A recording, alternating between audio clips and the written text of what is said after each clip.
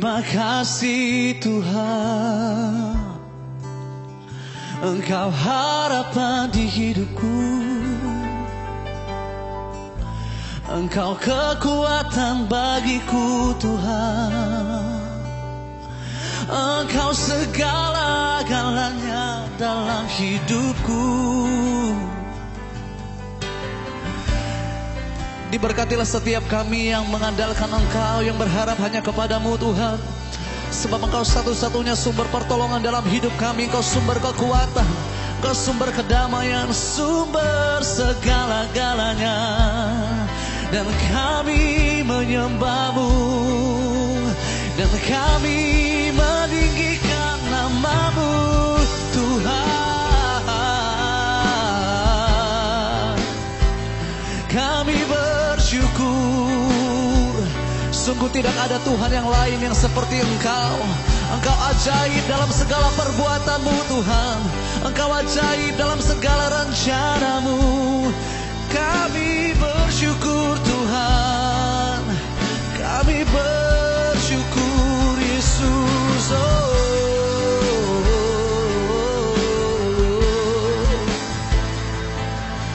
Dan saat ini yang kami nyatakan di hadapan Tuhan keselamatan kami. Ajaib Kau Tuhan, penuh kuasa, sanggup pulihkan keadaanku. Dalam tangan-Mu seluruh hidupku tak akan goyah. Selah ajaib Engkau Tuhan, ajaib Kau Tuhan, amin. Hanya Engkau Tuhan yang sanggup memulihkan keadaan kami, keadaanku. Dalam tangan-Mu seluruh hidupku tak akan goyah. Tak akan goyah selama-lamanya, tak akan goyah selamanya, tak akan goyah selamanya.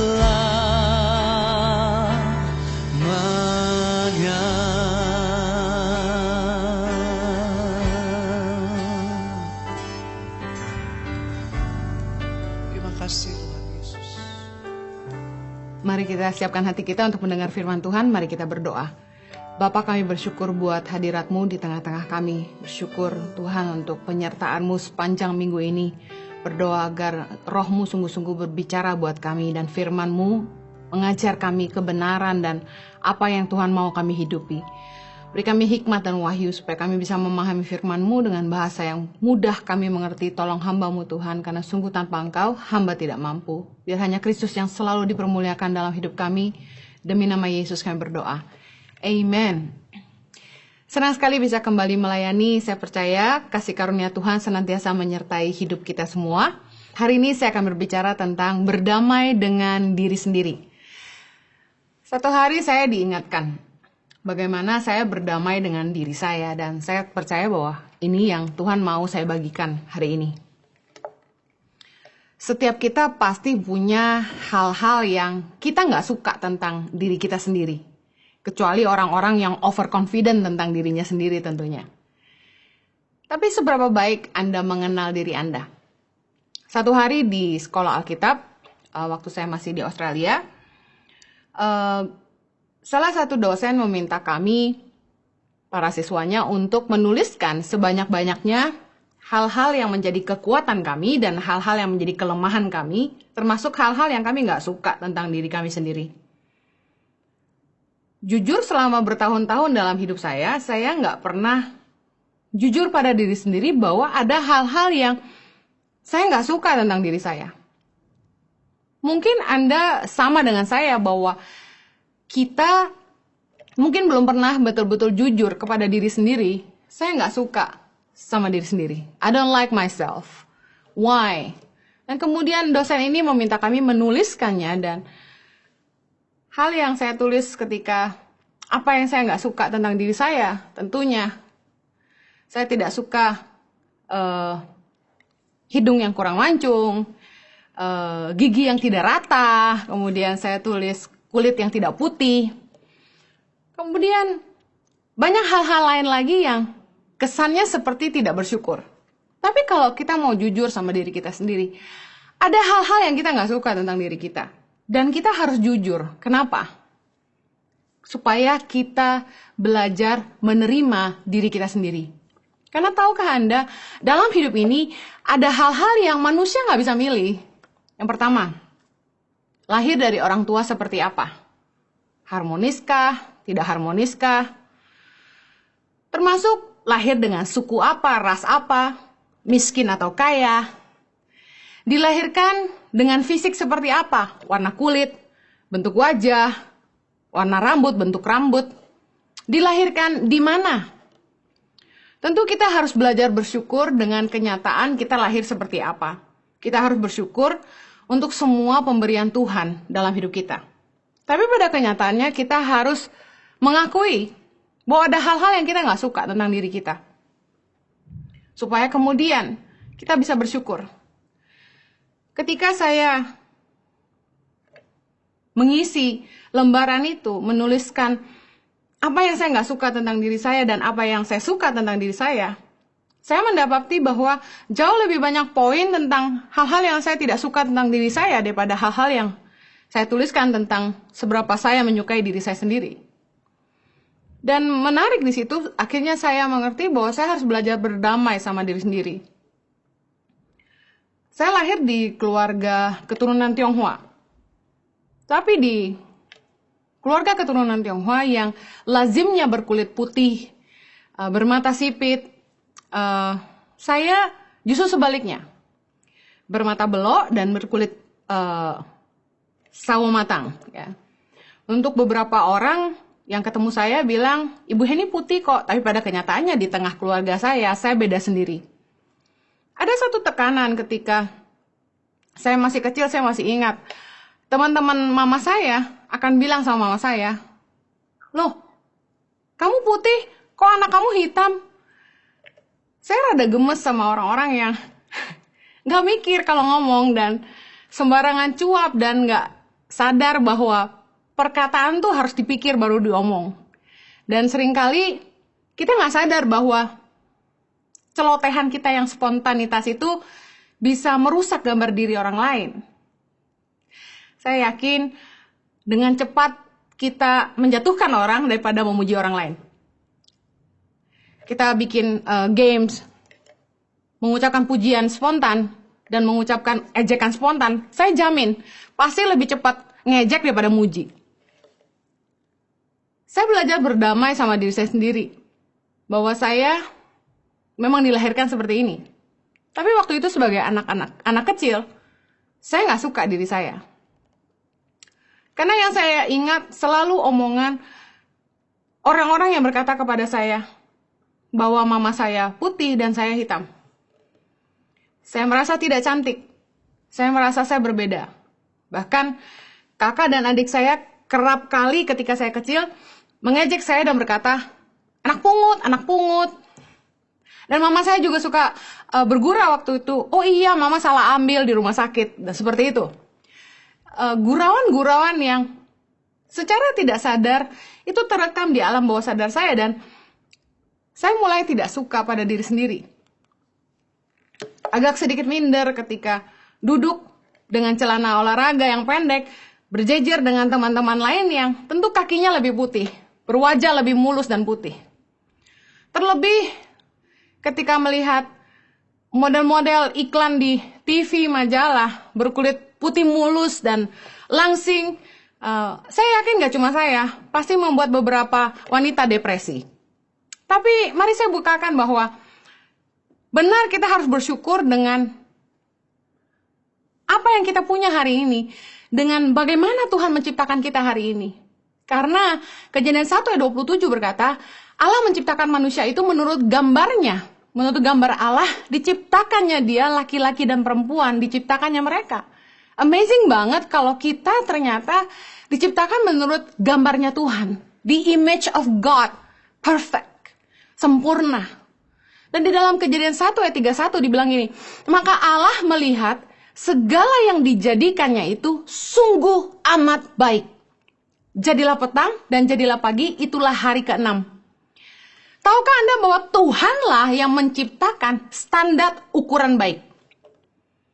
Manusia menetapkan ukuran baik itu putih, langsing, tinggi, mancung, belok, bibir tipis. Dan membuat orang yang tidak lahir demikian merasa tidak cantik. Bahkan mungkin frustasi. Anoreksia merupakan salah satu penyakit yang disebabkan karena wanita-wanita takut gemuk. Siapa sih yang nggak pengen langsing hari ini? Kita sampai menyiksa diri sendiri. Kita buang makanan enak dan kita gantikan makanan kita dengan makanan sehat supaya kita pengen langsing. Kita olahraga, jalan, naik sepeda, dan sebagainya karena kita pengen kurus. Tapi tahukah Anda bahwa Tuhan menetapkan ukuran cantik? Tuhan menetapkan ukuran baik, bukan manusia. Kalau Anda diciptakan seperti apa hari ini, bersyukurlah karena itulah pemberian Tuhan yang sempurna. Ketahuilah di mata Tuhan, Anda sungguh amat baik. Saya mulai berdamai sama diri saya sendiri. Ketika saya dipanggil Tuhan ke Indonesia dan keliling ke pulau-pulau, berkumpul dengan anak-anak Papua, NTT yang tentunya warna kulitnya lebih gelap dari saya. Satu titik saya merasa bahagia. Karena untuk pertama kalinya dalam hidup saya merasa putih. Dan lucu sekali, bagaimana kita memberikan penilaian cantik dikonotasikan dengan kulit putih. Padahal sebenarnya buat orang asing yang berkulit putih, mereka sendiri mencari matahari supaya punya kulit yang coklat. Dan kemudian orang asing yang putih-putih justru lebih suka dengan lawan jenis yang kulitnya lebih gelap. Karena menurut mereka lebih sensual, lebih seksi. Siapa sih yang menetapkan ukuran baik? Ayo mulai terima dirimu sendiri. Saya keturunan Tionghoa asli. Tapi anehnya, tidak suka makanan Chinese. Ada hal-hal yang sifat orang Chinese yang saya nggak suka. Dan saya sempat, bukan menyesali, tapi tidak terlalu senang ketika saya dianggap Chinese. Saya selalu bilang, I'm Asian. Saya orang Asia. Dan ternyata banyak orang Chinese yang bangga menjadi orang Chinese. Saya nggak mau bahas soal suku. Saya nggak mau bilang bahwa Chinese lebih baik daripada orang lain. Tapi saya mau bilang, mungkin Anda seperti saya. Anda nggak suka lahir di suku apa. Anda nggak suka dengan fisik Anda. Anda nggak suka dengan apapun yang Anda punya hari ini. Jari yang nggak lentik. Tubuh yang tidak langsing, tubuh yang tidak tinggi, dan lain sebagainya. Tapi saya mau bilang ini, di mata Tuhan, Anda sempurna. Bahwa apa yang Dia berikan buat kita, sungguh amat baik. Saya mau masuk dalam 3 hal tentang bagaimana kita bisa berdamai dengan diri sendiri. Yang pertama, jangan tinggal dalam kesalahan di masa lalu. Pernah satu kali, bahkan sering kali, saya selalu diingatkan dengan kesalahan-kesalahan yang saya buat di masa lalu. Dan saya tahu itu pasti iblis. Karena Tuhan gak pernah ngingatin kita sama dosa kita di masa lalu. Ketika saya diingatkan saya bikin salah, rasa kesal, malu, semua campur aduk jadi satu. Saya mulai sebel sama diri sendiri. Kenapa kamu bisa ngomong gini?